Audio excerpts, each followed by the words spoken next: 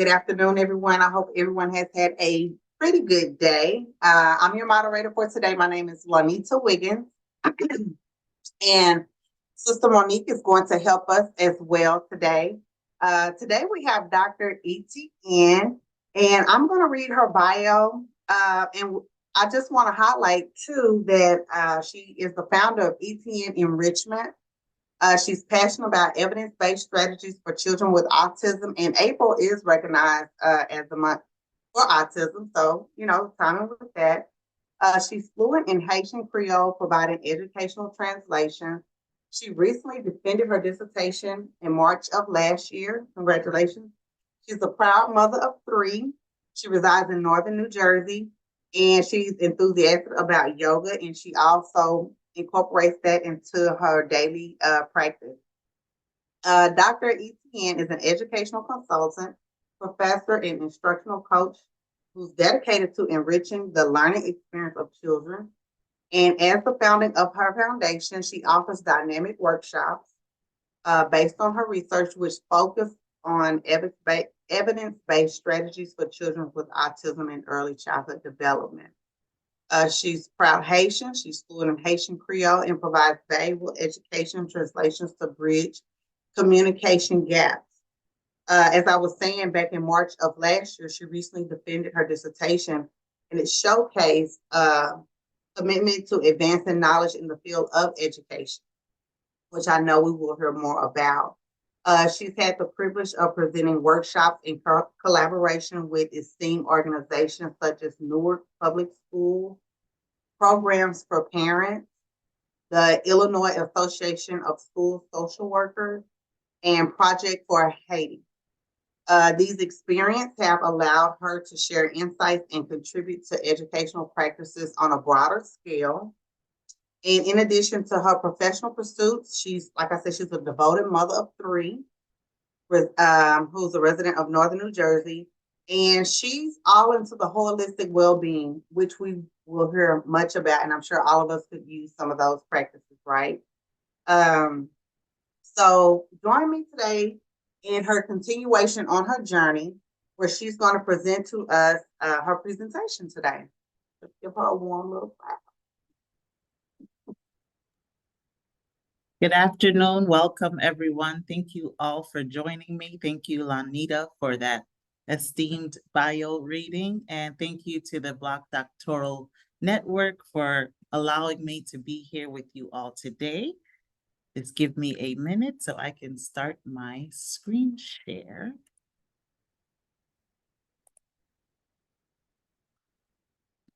It is loading.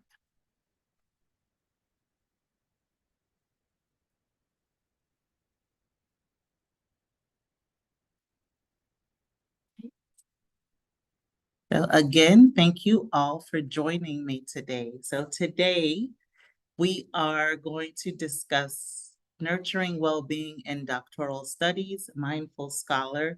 Again, my name is Dr. Amajini Etienne. I am the owner of Etienne Enrichment, LLC, and I'm an educational consultant, among many things. Thank you all again.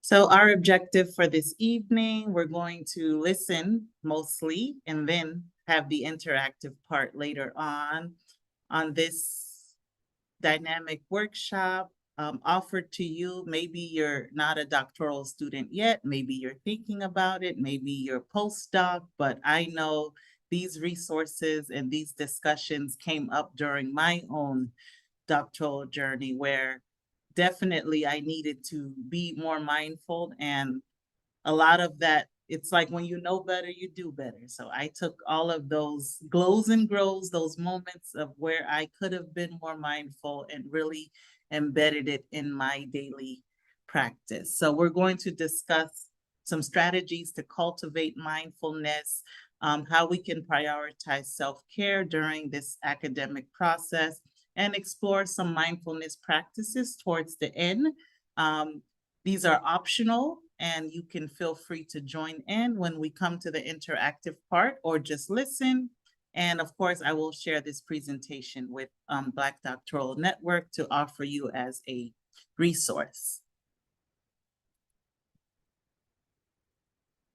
So I do have an about me slide here. This is me, my children. Actually, this was my graduation date last June 2023. I defended in March, but I did fly out to California and walk that stage because of it was such a monumental occasion. So these are my three children. My oldest is 18, my second oldest is 12, and my youngest daughter is 8 years old. So all of these points here we already discussed in my bio, and thank you all again for being here. Just an outline of our presentation this evening. We're going to understand some stressors that may come up in doctoral studies, an introduction to mindfulness, discuss some techniques and benefits, cultivating mindfulness in academic life, discuss some self-care strategies for peak performance, building resilience and some coping mechanisms, creating a personalized self-care plan, and we'll have time for a Q&A. But at any moment, my fellow moderators and on here, if you do have a question as I'm going through the slide, put them in the chat or raise your hand and somebody from the team will let me know that there's a question, as I can't see the chat if I'm sharing current. So before we get started, I just want us to take a minute to just breathe. And so when we inhale, we fill up our belly. And when we exhale, you can sigh it out through your nose or through your mouth or both. So when you're ready, let's inhale. And exhale.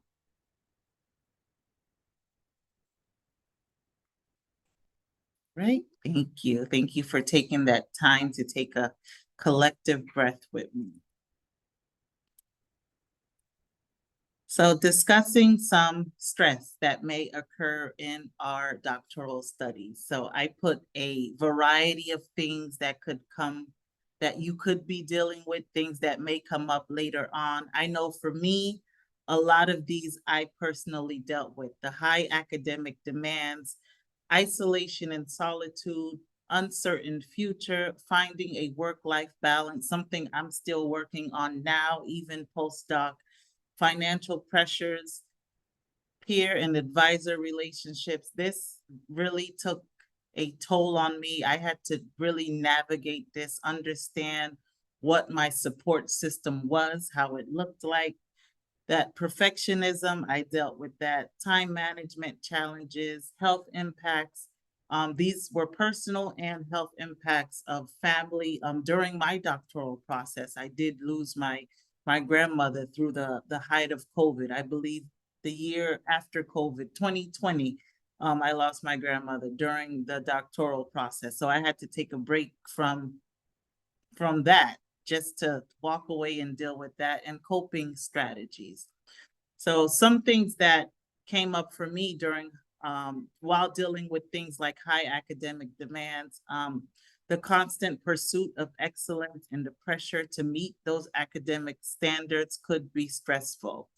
When I say uncertain future, doctoral students, like I once was, we can face uncertainty about our career prospects, funding, and the completion of timeline for our research project. I know I ended past my deadline, and then I was looking at a date, and then thankfully my advisor, my chair, they kept extending because of course the goal was for me to finish. The uncertain future. Some doctoral students, we may face uncertainty about career prospects, funding, again, completion of our research. The pressure to secure future employment or funding can add to that stress. I'm navigating several roles right now in the hopes of finding work-life balance, being a mom of three. So I'm an adjunct professor. I do instructional coaching.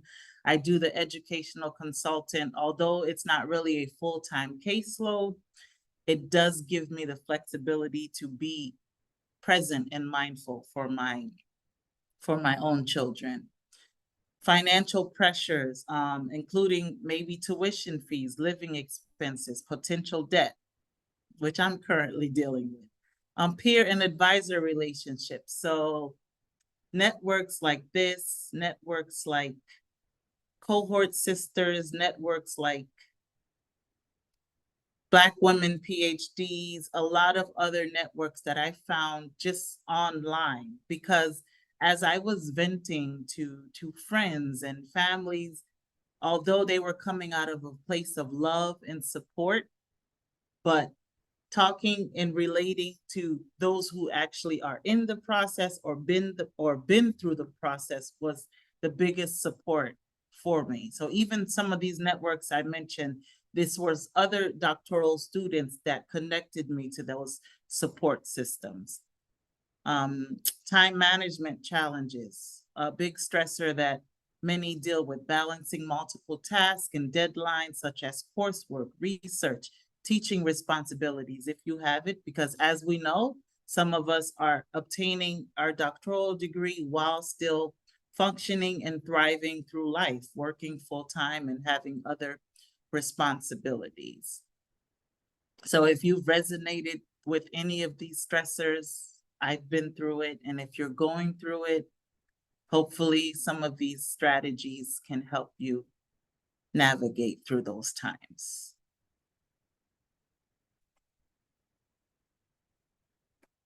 So what is mindfulness? When we look at mindfulness, it suggests that the mind is fully attending to what's happening or what you're doing or the space you're moving through. Sometimes this is easier said than done.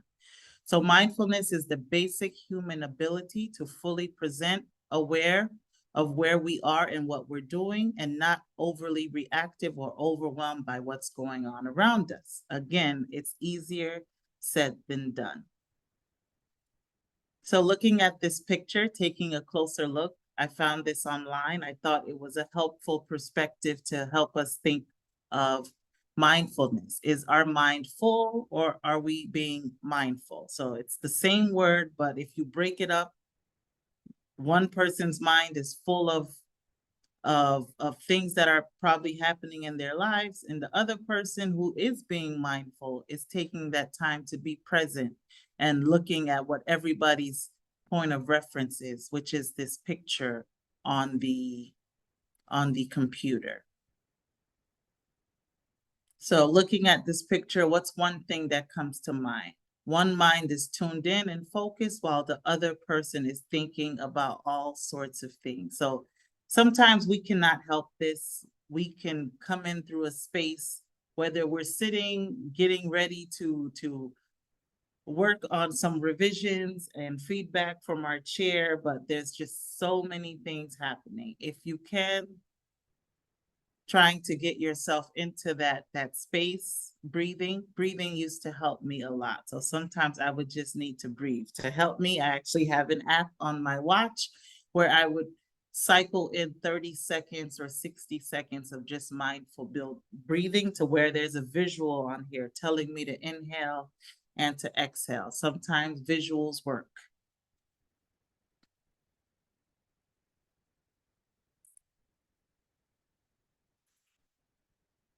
So some techniques and benefits to mindfulness. So mindful breathing, doing a body scan, noticing how you feel at this moment, noticing maybe if you feel any tension, noticing if maybe you just need to shrug your shoulders, roll it back, observing what's around you, mindful walking, open communication, journaling. So benefits of all these, benefits of mindful breathing helps us with reducing stress. Doing the body scan helps with improved focus and concentration. One technique that helps me as I'm doing a body scan for myself is gradually shifting my attention through different parts of the body noting sensations. As I mentioned, a body scan can promote physical experiences and helps release tension. Mindful observation, a benefit of this is enhanced emotional regulation. So engaging the senses fully in the current environment, helping us notice sights, sounds, smells, textures.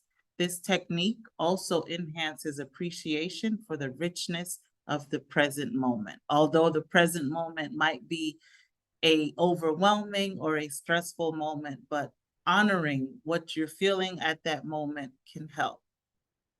If you're up to it, if you're able to, mindful walking, adding that into your schedule, paying attention to each step, the sensation of the movement, the connection with the ground, depending on maybe the type of shoes you're wearing. Some of my walking and running shoes have like the foam insoles in it. So it kind of helps me really feel that activity that I'm doing. So walking mindfully can turn a routine activity into a meditative experience.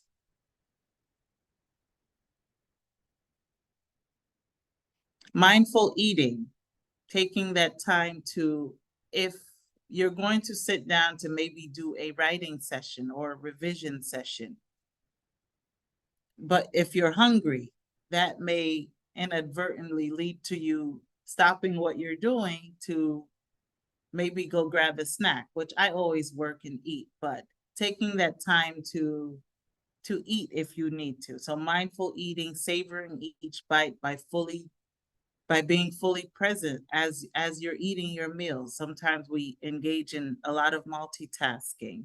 So this practice fosters a healthier relationship with being more mindful and eating as well.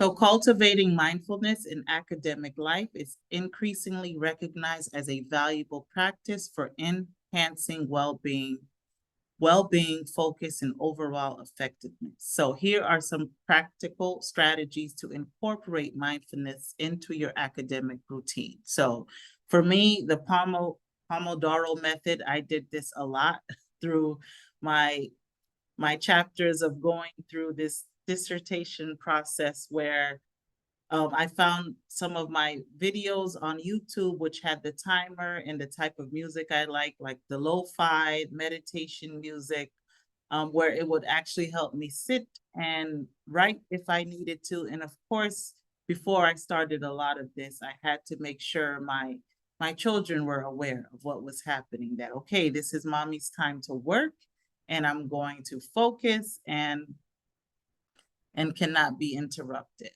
So when we're cultivating mindfulness in academic life, we can start with short sessions or time sessions using the Pomodoro method that I mentioned, mindful breathing through lectures or meetings, mindful technology use. So starting with short sessions, you can begin a brief mindfulness session, gradually increasing the duration as comfort and familiarity grows. Again, for me, a timer on my watch helps me. Even a few minutes of mindful breathing or a short body scan can have a positive impact. Integrating mindfulness into our daily activities, practicing mindfulness during routine tasks such as walking, commuting, or eating, or our lectures. Consciously engaging in these activities can help us pay attention to sensations, thoughts, and emotions that may arise.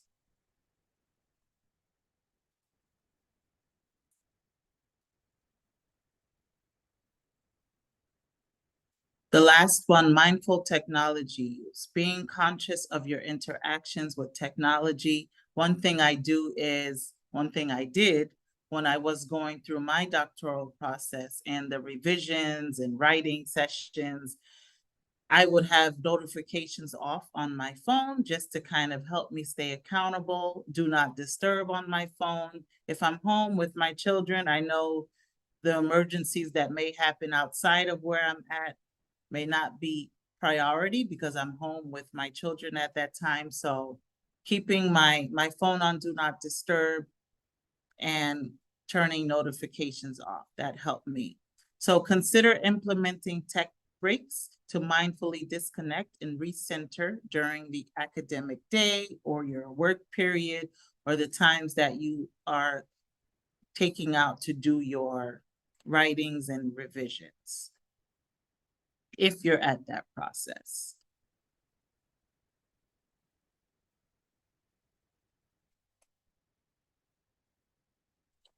So some self-care strategies to help for peak performance.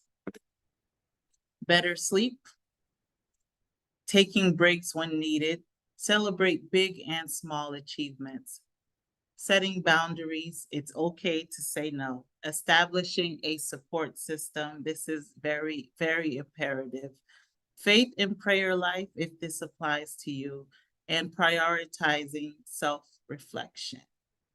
So establishing realistic goals, breaking down larger tasks into smaller manageable tasks, prioritizing self-reflection. We can do this by regularly reflecting on our progress and experiences. Journaling helps. You know, we have to maintain that rapport, that professionalism with our chair or our dissertation committee, our advisor. Sometimes the feedback may not be as comforting as we want it to be. So I would write down how I felt. I would journal questions that I wanted to ask my chair, things that came up while I was writing. So being mindful of things, because one thing my advisor and my chair used to do when we would meet, she would start our sessions with, what would you like to talk about today? And I, in the beginning, it was like, I need you to tell me how my progress is and what I need to do. But she helped me realize that, she's there for me and I have to be accountable to ask for the support I needed. Setting a realistic schedule, developing a balanced and realistic schedule that includes time for work, study, relaxation, and personal activities. Avoid overcommitting. That's one thing I did before I really honed in on taking things one step at a time. I used to say yes to a lot of things, work-wise, personal-wise, and I found myself doing just that, overcommitting. And then when it was time to actually sit, focus on the writing, the revisions, the coursework, I felt overwhelmed. It was a lot. It was very demanding, but I also had to be mindful of my own energy levels. And as I mentioned here, it is okay to say no, or not right now, or to tell people we're going to check our calendars. Setting boundaries, something that I'm still working on, clearly defining our boundaries between work and personal and school life, communicating these boundaries with our peers, our advisors, and our family to help us manage expectations. Going back to establishing the support system. So building a strong support network with peers, advisors, and friends and family, letting them know that, this is what I'm working on. This is going to be a demanding experience. I need this time. If you have a significant other or family, if you have children and you have that family support, or through a significant other, blocking in times where you're going to need your time to focus on your writing, your coursework, and your own personal self-care time as well.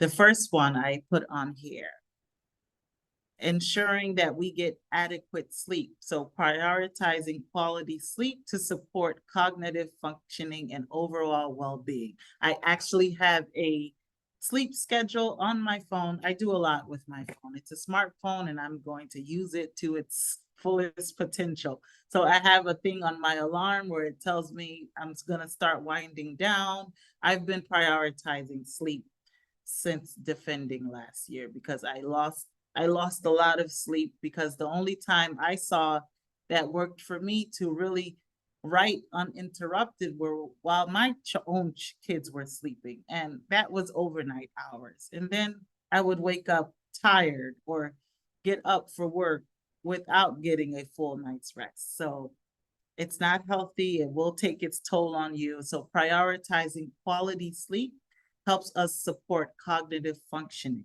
and overall well-being. Establishing a consistent sleep schedule and creating a relaxing bedtime routine. That could look different for us all. Maybe a calming shower, having a diffuser on, sleep sounds, white noise, dimming the lights, whatever works for you, and to your comfort level, you do that. Celebrating our achievements, big and small. I call this like the glows and grows. So we grow through things and we'll glow through things. So even if you get feedback from your committee or from an assignment, um, look through the glows of that. Like, let's say something you turned in prior maybe had 20 comments on it, but the next one maybe came back with 11 comments. At least you know the comments are decreasing. Celebrate that. So acknowledging and celebrating your academic achievements, no matter how small. Positive reinforcement contributes to a positive mindset. So I celebrated everything during my chapter one. Every time, so my whole support network, my Facebook, they knew when my prospectus was approved or my chapter one was approved, my chapter two, when I got IRB approval. So keeping other people accountable, those in my immediate network and friends and family kind of helped me celebrate those achievements. So, you know, when it was time to defend, a lot of people were like, we felt like we were doing this with you just through the constant updates. I mean, they heard a lot of my overwhelming things too, but I was big on celebrating these achievements, big or small, through every step of the way.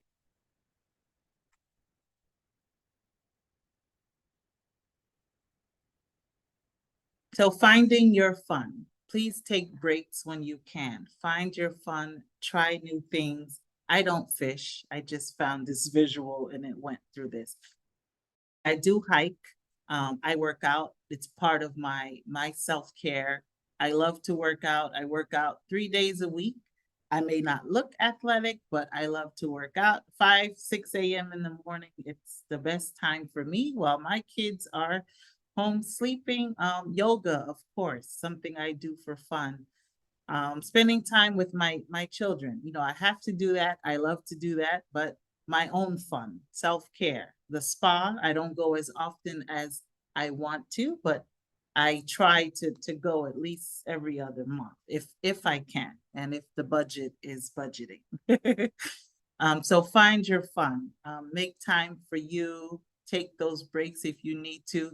I don't know how your coursework is sequenced, but sometimes I learned not to rush the process in between some of my coursework. I would delay the start of my next course just to give me that time. If it was 3 weeks before financial aid would look at it as a withdrawal, or sometimes the courses would have like a 1 week latency, but I would ask my advisor, what is the maximum allotted time that I could delay my next coursework?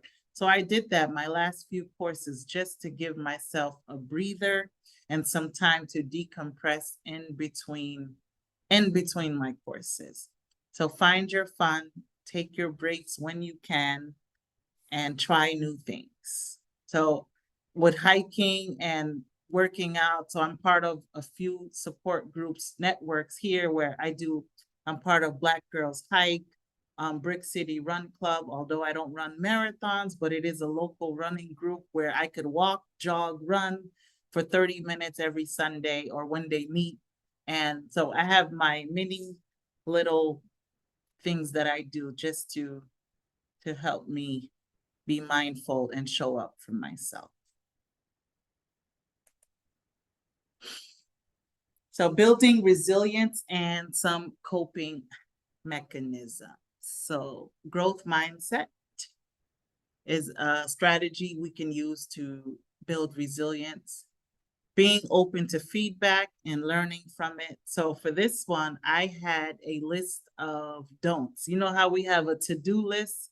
I had a to-don't list. So every time I got feedback, every time I got revisions that needed things, mistakes and trends that I kept making on my own, like forgetting to synthesize or adding a semicolon when it should have been a comma, things like that. So I would add those errors I kept making to a running list. So I kind of used that list as my own checklist every time I had a new draft to submit. So I had my own way of accepting feedback and using it as like a counteractive way to, be receptive and open of that feedback. Establish realistic expectations, develop problem solving skills, just like what I just mentioned, my to don't list. So that helped me.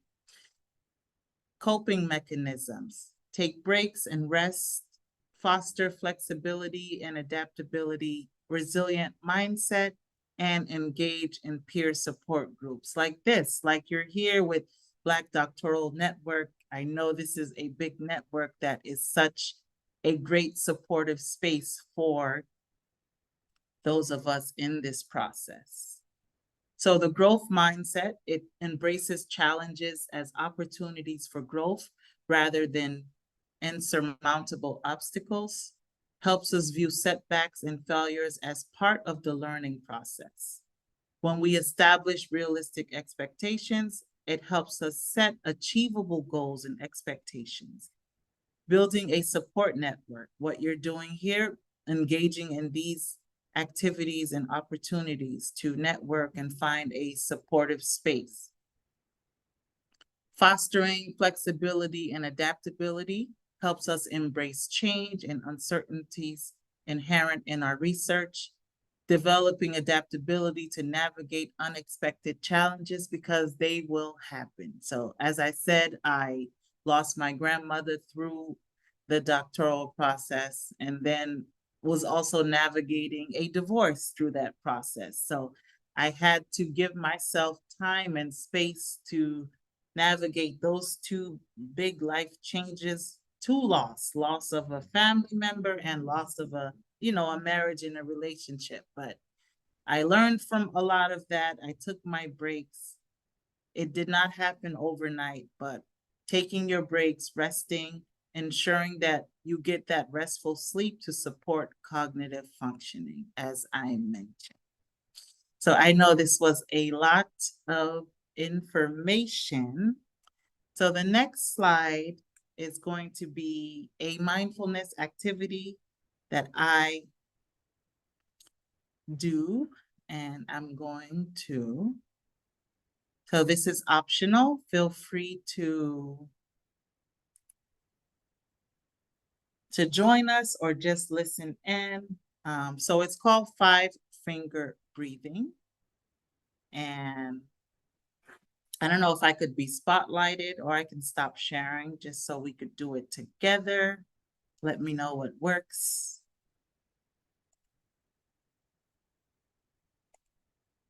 Does everyone see my hand or should I stop sharing? No, we can see it. Okay, so 5-finger breathing. So whatever hand you want up, you can have it up. So this is something I do with a lot of the children I work with and adults. Somebody has a raised hand. Okay. Yes, Miss Monique. Zoom picked up that my hand was raised, participating, no questions so far. Okay, wow. Our Zoom and AI is very interactive. Sorry about that. Okay, so keeping your hands here open, using the index finger of your opposite hand, just place it outside of your thumb. So with 5-finger breathing, every time we go up a finger, we're going to breathe in. And every time we go down your finger, you're going to breathe out. So it's just a visual support to help you practice mindfulness. You can do this with your eyes open or your eyes closed. And another part of this is the sensation of feeling your finger going up and down your hands also helps with helping us be present.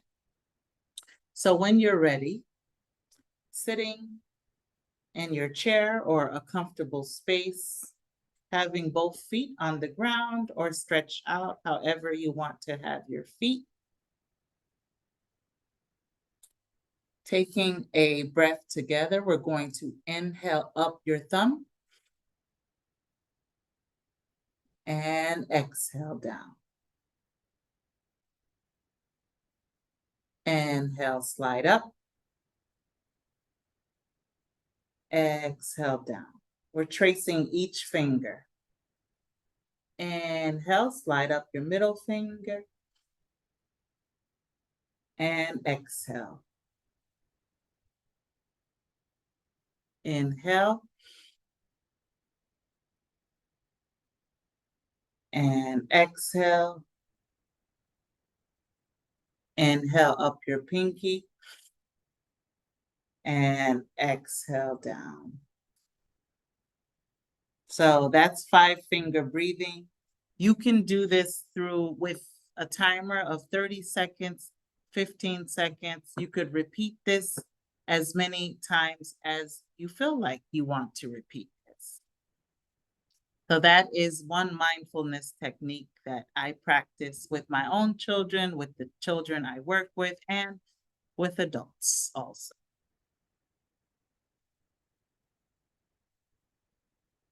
So our next one, it's 5, 4, 3, 2, 1 grounding exercise. So again, this could be done in your chair, seated in a comfortable position. Having your feet planted firmly on the ground, you can rest your hands on top of your knees. If you'd like to close your eyes or find a low gaze in front of you, again, this is optional. You can listen or follow through.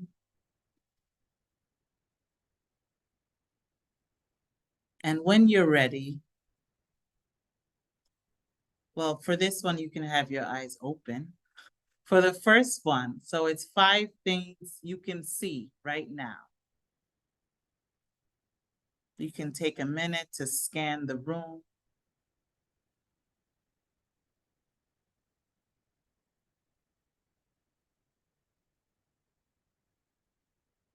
Once you've gathered those 5 things, let's take a collective breath together. Inhale.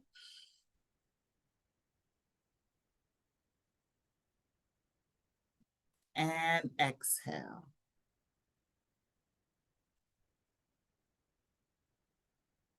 Next one, 4 things that you can touch.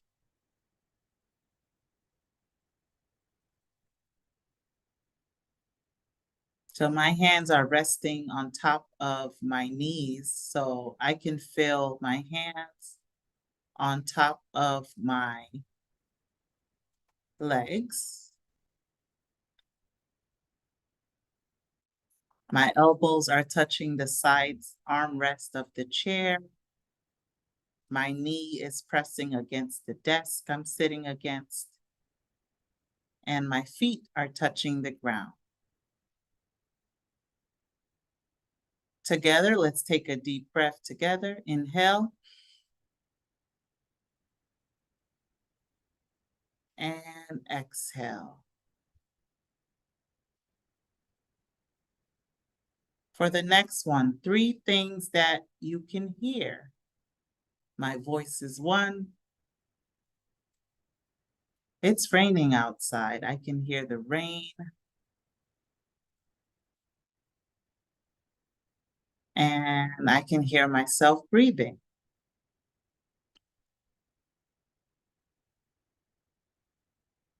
And when you're ready, let's take another deep breath. Inhale and exhale.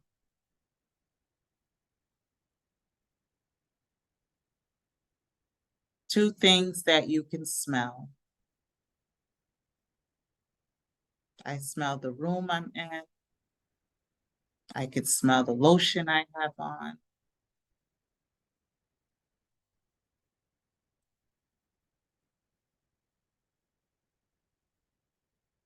And when you're ready, another deep breath. Let's inhale.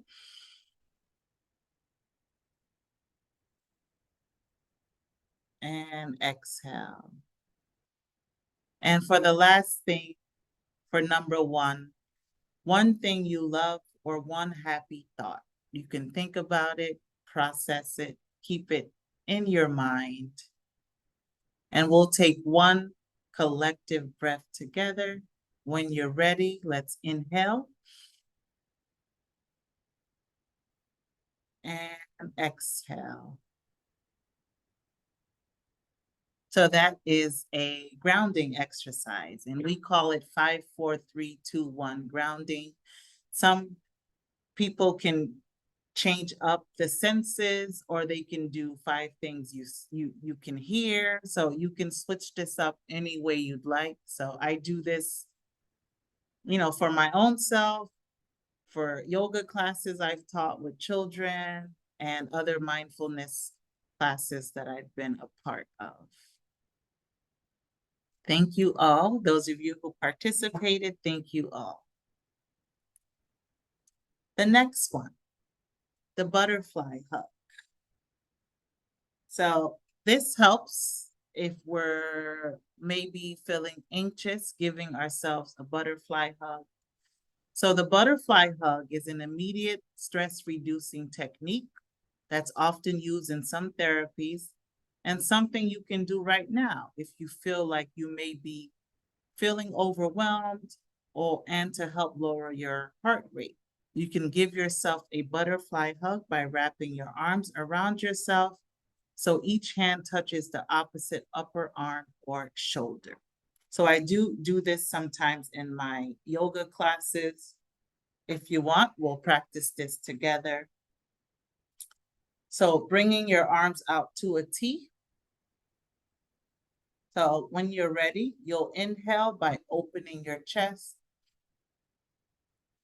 And on your exhale, just folding your arms, and I'm close to my shoulders, and you can just hold here if you'd like. And we'll breathe while we're giving ourselves this hug. Let's inhale.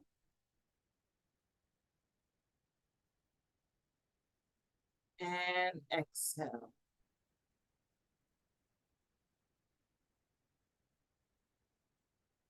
Inhale.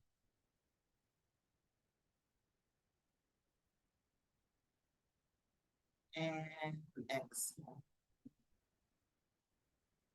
Releasing your mind, coming back to a neutral position. So this is called the butterfly hug. And again, thank you all for participating in those activities.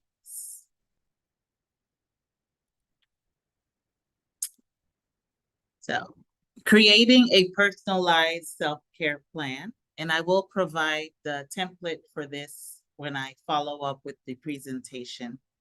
So creating personalized self-care plans. So this self-care plan is an essential step in promoting well-being and maintaining balance. Especially, it can help doctoral students or those in school facing the rigors of academic life. So here's a guide to help create a personalized self-care plan.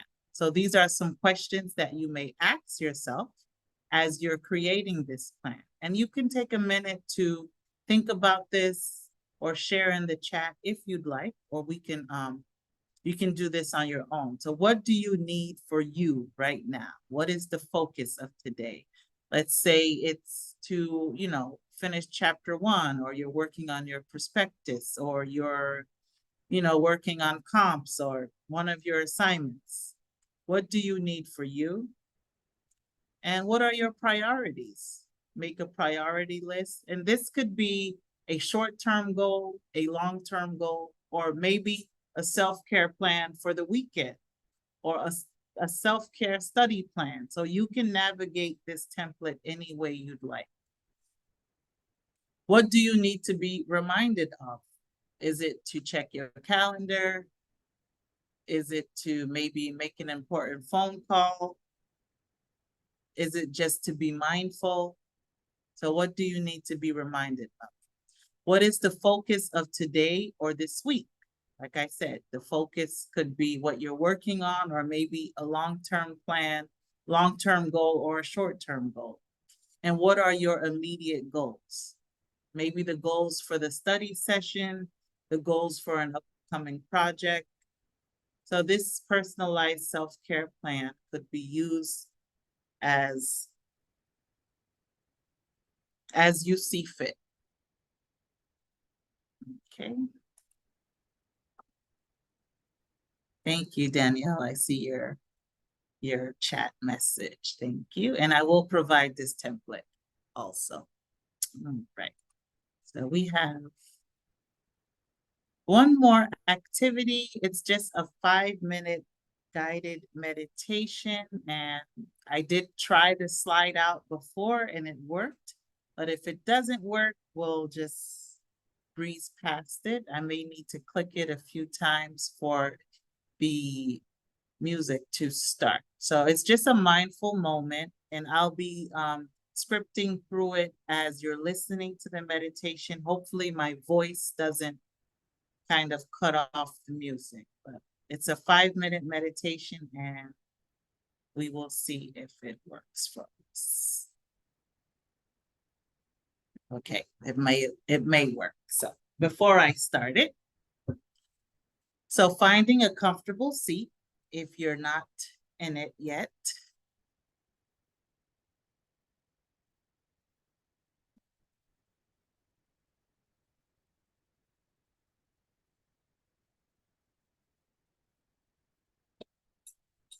It's working.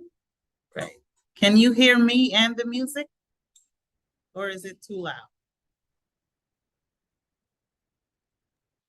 We can hear you, not the music just yet. Okay.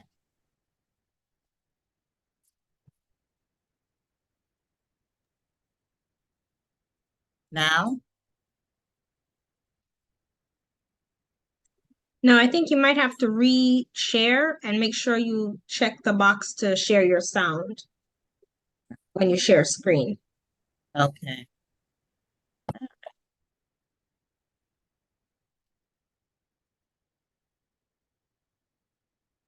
Well,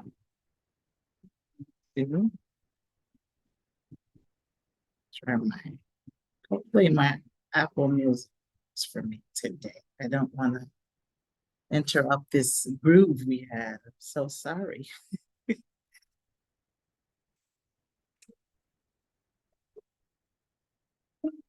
Can you hear that? Sort of.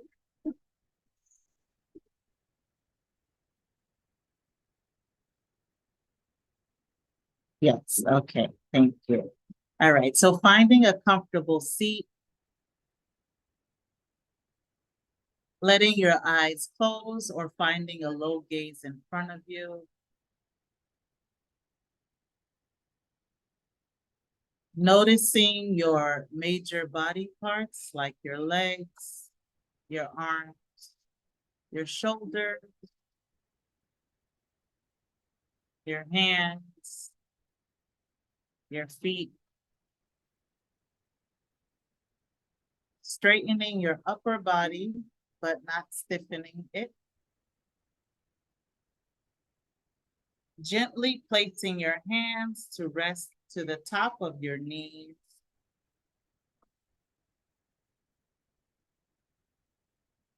Slightly dropping your chin and letting your gaze fall forward.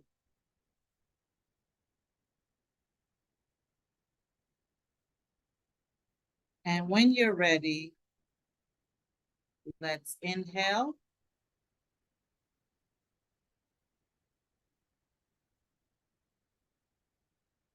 And exhale.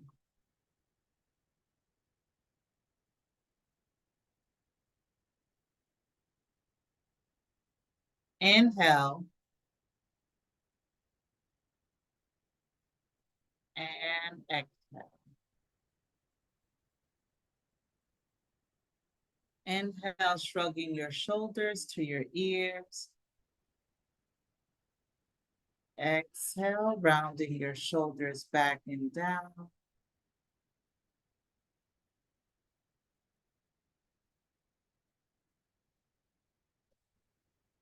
Inhale. And exhale.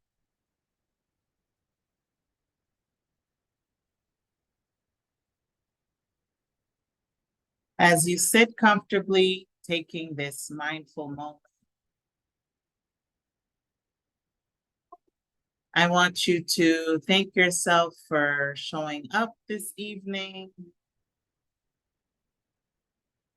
for being receptive and open to the information,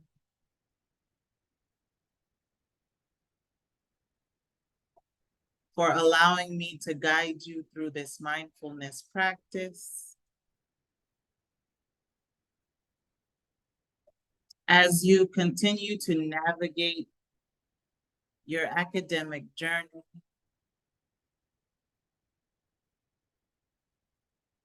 I wish you success.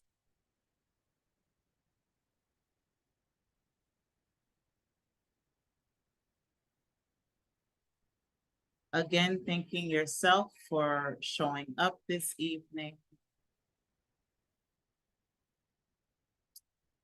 May you be happy and may you be healthy. And if this was a yoga class, I would end with namaste, but we're here for mindfulness. So thank you all. And this is my contact information, and we have some time for questions. Hopefully this information was helpful. This was very good, helpful information. Such needed, such a needed reminder as well.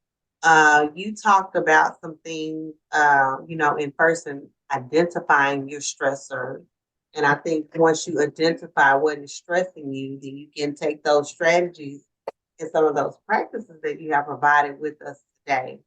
One key thing that you stated was an advisor relationship. And I am dealing with it and have accepted that I won't get that from where I'm, pursuing, but it has been obtained, and Black Doctoral Network is a very key aspect in that. So that was one key thing that stuck out to me, that once you identify it, you know how to cope with it. But these practices were very good, very helpful. And I think it's very good to do just in your daily. Yeah. But you said something about the smartphone. Sometimes you have to remind yourself to take care of yourself. Yeah. So thank you. Thank So you. I don't have a question. I just have thank you. This is You're very good. welcome. Thank you for the feedback. Any questions?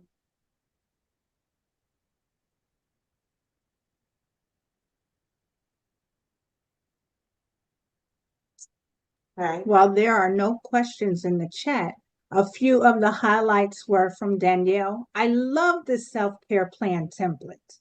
That was a highlight. Dr. Joyce Williams shared that this was excellent while she attended, and it seemed to have a warm fellowship of community overall. Thank you for leading that. Thank you. Thank you. You're welcome.